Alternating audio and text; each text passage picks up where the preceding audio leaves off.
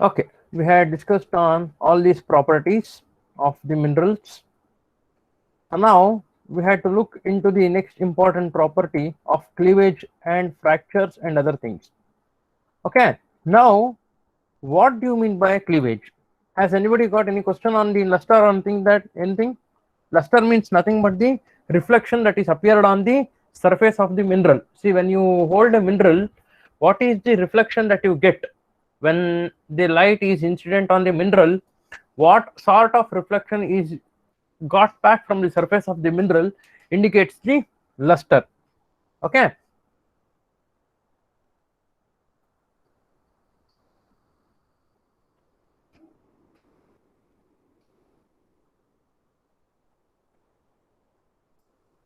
Okay, then coming to cleavage, see, cleavage is a very important aspect. There are two important points here. One is a cleavage and another one is a fracture. Okay, both of them are different in different terms, but both of them resembles a single property itself, but both of them are different. Okay, cleavage is a particular tendency of a mineral to break along certain weak planes. See, the minerals will not break in any of the plane. They will have their own weak planes, wherein the atomic arrangement of the minerals will be dismembered along that plane. Okay, so the atomic arrangement of the minerals will not be very clear in that plane itself, in that particular plane, not in all the planes. In all the planes, the atomic arrangement of the minerals will be very perfect, but along certain weak planes of any mineral, the atomic arrangement will be in such a way that the atomic arrangement is very loose enough and the mineral can very easily break along those planes. Okay, sometimes what happens is the mineral may break along in any other planes. Okay, so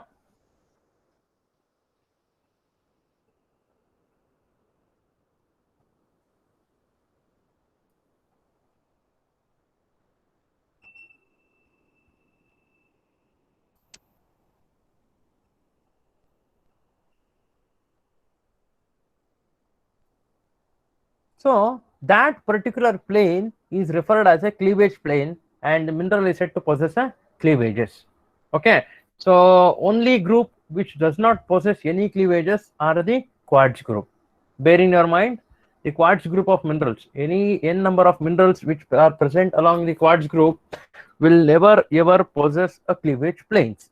The cleavages are totally absent within the quartz group of minerals. Quartz group of minerals are the only group of minerals which do not have any cleavage planes. Okay, now you can see that you might have seen mica, which is very well seen along the sands of the beaches and other things.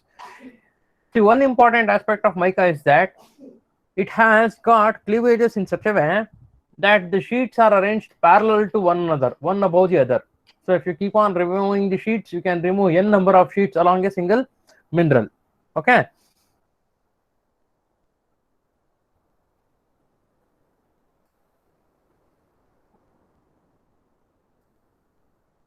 you can have n number of sheets of the micas which can be removed. Okay, so some what happens is you can break the mineral into two equal parts. Okay, if you have seen a brick, you can break the brick in the center and it will be broken into two equal parts. Brick which is used to the build the houses or anything like construction purposes, bricks, you can break them at the center and you can get two equal parts. So that type of minerals which can be broken into two parts are said to have possessed the cleavage planes. Whereas if the mineral when broken, if it breaks like that of your sugar jaggery means kalsakre. In Kannada we call it as kalsakre, but in English it is called as a sugar jaggery. So we have seen the sugar jaggery how it breaks. If you break a sugar jaggery, it will never break in a very equal plane. It will never happen in two equal planes. Even the jaggery also, if you have seen the jaggery, you cannot break the jaggery exactly into two equal parts, is it not? One will become a big piece and another one will become a small piece, and you can see the powder form also, everything like that. So the quartz group of minerals are also said to break in such a way itself. You cannot break the mineral of any group of quartz group, any mineral of quartz group, into two equal planes. Quartz is the only mineral which do not possess any cleavage planes. Okay, so the cleavage planes are the planes in which, along which the minerals or the atomic arrangement is very weakened. Cleavage planes are the planes along which the atomic bonding or atomic structure of the minerals are very weak. Okay, so that weak planes are considered as a cleavage planes. Okay, so the bonding strength, the ionic arrangement, what happens along that planes is that you know that something, there is a concept of the ions exciting from one state to another state, or jumping from one state to another energy state, or coming down from one orbital to another orbital. Okay, you know there are four different orbitals: p orbital, s orbital, p orbital, d orbital, e orbital, and f orbital. Okay, so minerals will be moving or jumping or exciting in one plane to another plane. If it gets some energy, it will jump from one plane to another plane, or if it loses the energy, electron loses the energy, then from higher orbital it jumps back to the initial lower orbital. Okay, so this type of excitation can be seen. What happens in a cleavage planes is that the excitation states always changes from one form to another form. Okay, so what happens is whenever you break the mineral along the cleavage planes, the energy that is used to break the atom or the electron gains that orbital or energy, and from a higher orbital to lower orbital it decreases in energy. Okay, whenever it gains the energy, it jumps from the initial orbital to higher orbital, but when there is decrease of energy, it jumps back from the higher orbital to the lower orbital. So when the jumping of the electron or the atom from a higher orbital to a lower orbital takes place, the free energy is being liberated. The void spaces between the ions are being liberated, and that void spaces acts as a cleavage planes, acting for the mineral to break along the features. Okay, so this is about the cleavages. Clear?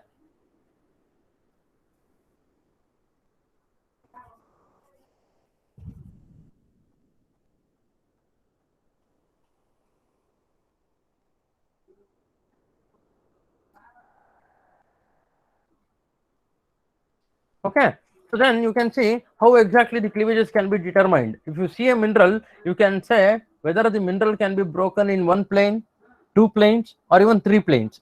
See, for example, the muscovite mica. This is example for muscovite mica. See, this is having a cleavages in one plane, which means to say you can remove them in the form of your sheets. You take a notebook, you remove the sheets one above the other. In a notebook, your sheets are arranged one above the other. Okay, so that is how you can say cleavages are present in one direction, only one direction.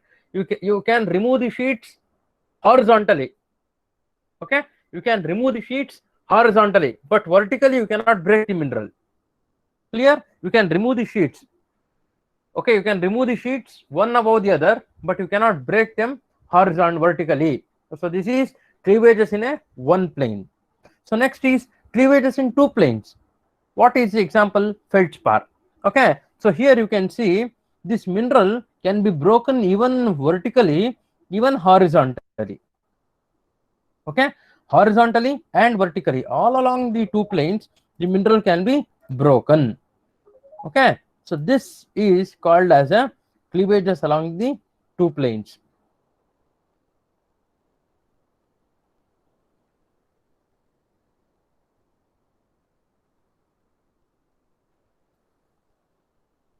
This is called as cleavages along two planes. Okay, so then you can see this mineral can be broken along this plane also, and even in the this plane also, both horizontally and vertically the mineral can be broken down. Okay, so this phenomenon is called as cleavages along two planes. You can see the plane 1 and plane 2. Okay, so next is your three directions, that is galena. You can see all along the three planes, which means to say even the first plane horizontally vertically and even diagonally. Okay, all along the three planes you can see this mineral can be broken down. Okay, all along the three planes you can break the minerals. Okay, so another one is example is your calcite. Even this calcite is used as a Iceland spar. The purest variety of calcite is called as Iceland spar, which is usually used as a gemstone called spatika. In Kannada they call it as spatika. Okay, the pure variety of your calcite, that is Iceland spar, is used as a spatika, in which you can see if the mineral is been broken, then it breaks all along the three planes only.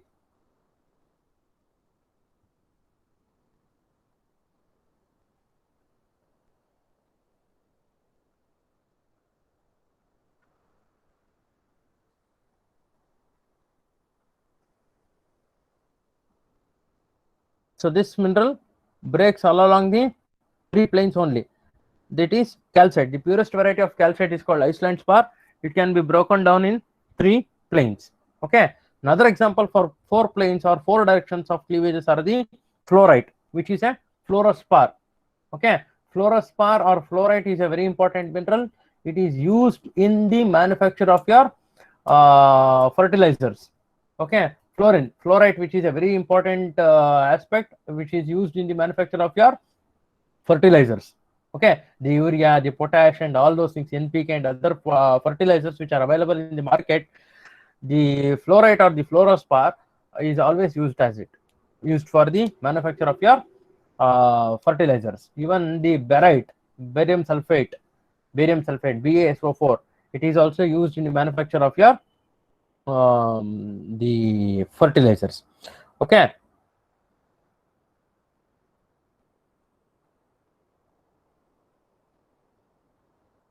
Okay, even this fluoride has got cleavages all along the four planes. Okay, the cleavages are found all along the four planes also. Okay, so this is the example for your cleavages, how exactly the mineral can be broken either in one plane, either in two planes, three planes, or even the four planes. Clear? So next important aspect is the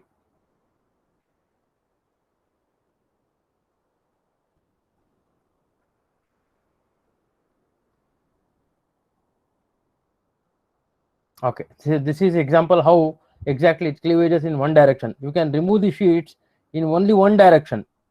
You cannot break this mineral in this way. Only you can remove it in horizontally. No vertical directions can be removed. Okay. So next is your two directions. How exactly the cleavages look in two directions. See, the mineral can even be broken in this way and even in this way. Here you can see the mineral can be broken in this way and even this way. You can break this mineral here in this way also, and even in this way also you can break the minerals. Okay, so three directions. How exactly it can be broken in three directions? See, even the mineral can be broken in this way, and even in this way. Okay, all of them are at 90 degrees. All of them breaks at 90 degrees. See, the study of this things at what direction, all these things is called as a crystallography. Okay, initially the crystallography was a very important concept in studying the mineralogy. Before anybody used to study the mineralogy, even in our undergraduation days, this was a very important concept of the geology. Crystallography, we had got crystal models upon which we had to study. A paper was there for us which was called as crystallography only. Only the crystal models were kept in it, theory, both theoretically and practically, and we had studied the crystallography, wherein we can say how exactly the mineral appears in nature, how it is formed in nature. Okay, so you can see how exactly it breaks, how many minerals, which are the forms of cleavages. Okay, this is cleavages in four directions. See, this is example for a fluorite, which is used as a even the gemstone also. The Australian fluorite, which is used, this is an example for a Australian fluorite. This and this one, it is used as a gemstone also, apart from your use as a fertilizers. Okay, so this is how cleavages are differing from one mineral to another mineral. See, cleavages also plays a very important role in identifying the mineral. See, if this cleavage, this mica cannot be broken vertically. If you start breaking mica vertically, then it gives different type of the cleavages. Okay, it will never break vertically. Okay, it can be removed horizontally, sheet layer by layer like. Okay, so this is two directions, this is three directions, and this is your four direction cleavages. Clear? So next is a fracture. Now what is the difference between cleavages and a fracture? See, cleavages are the tendency of the mineral to break along certain weak planes. The minerals break along certain weak planes. Okay, so now once you break apart the mineral, what is the surface that is obtained after breaking the mineral gives you the fracture. Okay, so you break the mineral. Once you break the mineral, what is the fracture that is obtained on the surface of the mineral? Because you know that there are certain fractures that are the surfaces become sharp, edges may occur in the edges, or it may be some smooth surfaces may be resembling, or there may be different structures that are resembling on the surface of the mineral. Okay, cleavage is a internal property, but fracture is an external property. Fracture cannot be known unless and until you break the mineral, but cleavages can be known without breaking the mineral also. You can, by looking the mineral itself, you can say whether the mineral possesses any cleavage planes or not. That can be seen only by seeing the mineral, okay, without breaking the mineral. But fracture, if you have to identify a fracture, you have to break the mineral, and then you have to see what sort of surface is obtained after you break the mineral. Okay, so fractures may be described as a splintery, uneven, or conchoidal. So what is a conchoidal fractures? See, conchoidal fracture means if you closely observe this mineral, you can see the concave structures which are being formed on the surface of the mineral. You can see here, these are the concave lenses like features that are formed on the surface of the mineral. So these concrete or the concave like structures, lens like structures that are formed on the surface of the mineral, when the mineral are being broken, are called as a conchoidal fracture. Quartz group are the only group where these conchoidal fractures are seen at a very maximum extent. Okay, quartz group are the only group of minerals wherein the conchoidal fractures are seen very clearly. Okay, so sometimes what happens is mica sheets, when you remove one layer on the other layer, even though you remove the layer vertically or horizontally, one above the other, if you remove them, even if you remove the sheets, you get a smooth surface itself. Okay, so such smooth surfaces are usually called as a even fracture. Okay, when you break the mineral, if the surface is rough, then it is called as a uneven fracture. Okay, if when you break upon the mineral, if the surface is smooth, then it is called as a even fracture. If the surface is rough, then it is called as a uneven fracture. Another one is a conchoidal fracture, where it can be seen in the form of a concave lens like structures which are formed in the mineral when it is been broken apart. Okay, so next is one more important fracture is your Hackley fracture. Hackley fracture means it is sharp thorn like projections which are formed on the surface of the mineral. Okay, so the native element of your gold, silver, platinum. Okay, the native elements of gold, silver, and platinum usually have this Hackley fracture, and this Hackley fracture itself becomes a very important aspect in the in identifying the mineral.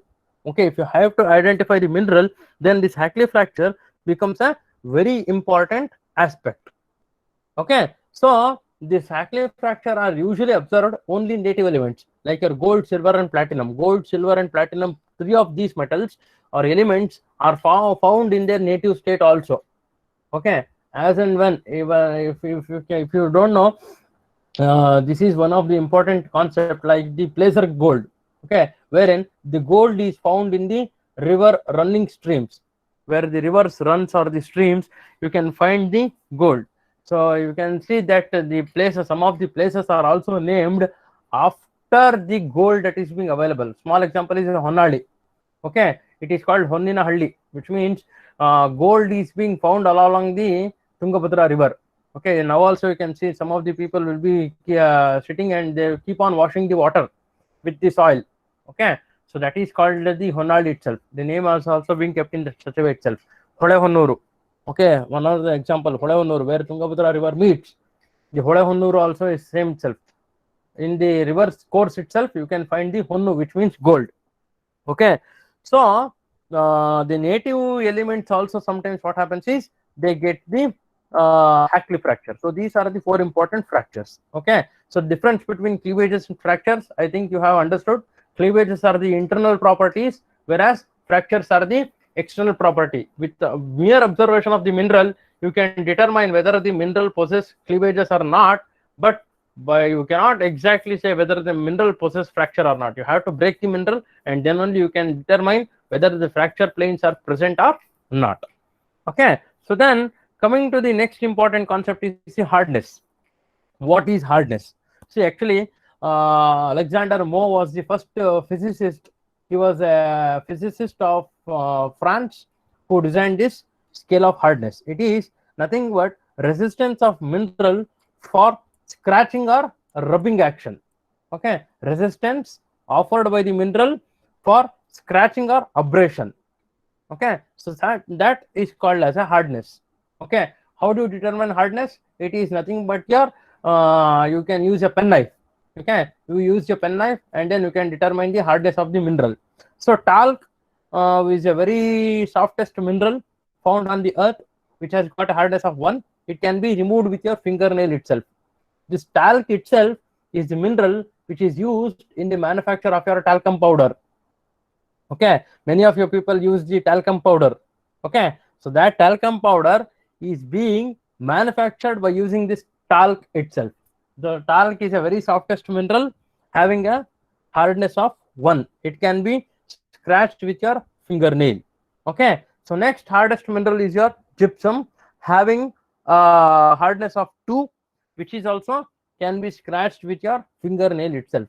You know that gypsum is a very important additive which is used in the manufacture of your cement. Okay, cement manufacture, apart from your limestone, even gypsum is also being added. Okay, I think you know the reason why gypsum is being added. Okay, it's nothing but your sodium hydrosilicates. Okay, so next is your hardest is your calcite, which can be scratched with your penknife or your copper coin. Okay, fluorite and apatite has got a hardness of 4 and 5, which can be scratched with a penknife. Okay, orthoclase having a hardness of 6, and quartz having a hardness of 7, and topaz is 8, corundum is 9, and diamond is 10. Okay, so orthoclase, apart from the hardness of orthoclase, that is apart from 6, hardness of 6 up to 10, no mineral can be scratched. Okay, so quartz can be quartz can you can scratch the orthoclase with the help of quartz. Topaz you can scratch with the topaz can be quartz can be scratched with the topaz. Corundum can be scratched with the your diamond. Okay, topaz can be scratched with your corundum. Okay, so the softest mineral found on the earth is talc, and the hardest mineral found on the earth is diamond. Okay, so these are the hardness scale, which is always a very important aspect. You have to write the hardness scale. You have to by heart it anyhow. Talc, gypsum, calcite, fluorite, apatite, orthoclase, quartz, topaz, corundum, diamond. Okay, so this is the increasing scale of your hardness. Okay, next important is your specific gravity. What is specific gravity? How do you determine the specific gravity? So it is simple example. So you can even have, you might have known the name of Archimedes. He was the one who designed this this specific gravity, is it not? He immersed himself in the bathtub. He got some idea and he said eureka, eureka, and he ran into the streets. Okay, which means to say weight of a mineral divided by a weight of equal volume of water. When you suspend the mineral on a equal volume of water, what is the amount of water that spills out will be the weight of the mineral. Okay, so metallic minerals tend to have a higher specific gravity than the non-metallic minerals. For example, galena, the specific gravity is 1.5, whereas quartz, it has got specific gravity of 2.67. The highest specific gravity having mineral is your gold. Okay, gold has got a very high specific gravity of 18.3, apart from your platinum. Platinum has got 22.4 specific gravity, whereas gold has got a specific gravity of 18.3. Okay, so these are the certain physical properties which are being used in identifying the mineral. Okay, so these are the very important physical properties which are used in identifying the mineral based on the physical appearance, not on the chemical or any other things. Okay, we're not going for any chemical test here. Anywhere We have not mentioned anything about the chemical test or anything like that. Okay, only on the form of the how exactly it appears. Okay, so one more thing is there called diaphanity. Diaphanity is the ability of the mineral to transmit light within them. Ability of the mineral to transmit the light within them is called as diaphanity. Some minerals are transparent, wherein you can see glass.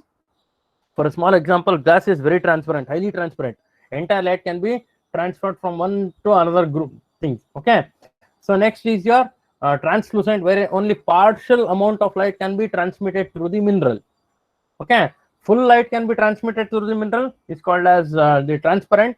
Partial light can be emitted through the mineral, it is called translucent. And no light can be emitted within the mineral, it is called as opaque. Okay, so you have got transparent minerals, you have got translucent minerals, and also you have got the opaque minerals also. Diaphanity is also a very important aspect. So these are the unique physical properties based on which you have to identify a mineral. I think I'll stop my discussion here. If you have got any questions, you can ask now.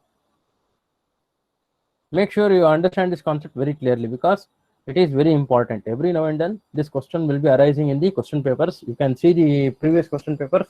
They ask for the entire physical properties for 15 marks, or else they can ask a single physical group for physical properties, like that. If you have got any question, you can ask me now. Do anybody have got any question?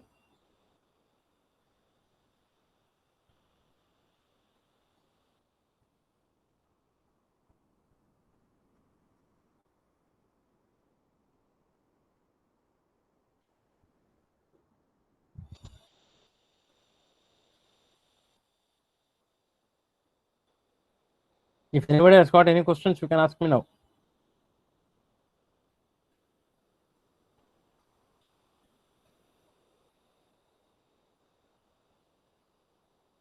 No questions?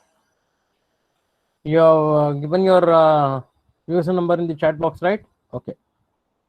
So we shall continue our discussion in the next class on a new concept of a new group. Okay. So on Tuesday, I'll start one more new concept in the first module. So two concepts of have already been finished. So one concept of the application of geology in civil engineering, I will discuss it on Tuesday.